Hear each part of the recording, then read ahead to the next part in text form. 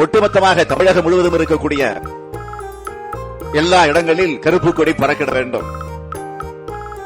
கருப்பு சட்டை இல்லாதவர்கள் ஒரு கருப்பு பேட்ஜையாவது தன்னுடைய சட்டைகளை குத்திக் கொண்டு அதை ஒரு கருப்பு தினமாக மோடி வரக்கூடிய நாள் நமக்கெல்லாம் ஒரு துக்க நாளாக இருக்க வேண்டும் என்ற அடிப்படையில் நாம் வெளிப்படுத்த வேண்டும். மோடி எதிர்ப்பு என்பது தமிழக மக்களை ஏமாற்றும் வேலை. ஆளும் கட்சியாக இருக்கும்போது நரேந்திர மோடி தமிழகத்திற்கு வருகை தரும்போது கருப்பு நிற உடை அணிய வேண்டும், கருப்பு கொடி காட்ட வேண்டும் என்றெல்லாம் பேசிய மு.க. ஸ்டாலின் இன்று உடையில் கூட சிறு எதிர்ப்பு காட்டாமல் இருப்பது அதிருப்தி அளிக்கிறது என்று எதிர்த்தரப்பினர் குற்றம் சாட்டி வருகின்றனர். எடப்பாடி முதல்வராக இருக்கும்போது நரேந்திர மோடியை வரவேற்றதை மு.க. ஸ்டாலின் கடுமையாக விமர்சித்திருந்தார்.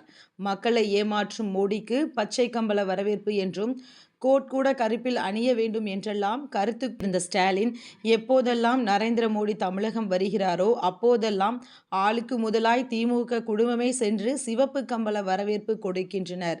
கோபேக் மோடி என்று ஹேஷ்டேக்கை ட்ரெண்ட் ஆக்கிய ஸ்டாலின் தற்போது வெல்கம் மோடியை ட்ரெண்டாக்கி வருவார் போல எனவும் மோடிக்கு எதிராக யாரும் கண்டனமோ கோஷமோ தெரிவிக்க கூடாது என்றும் உத்தரவு பிறப்பித்திருந்ததும் கவனிக்கத்தக்கது.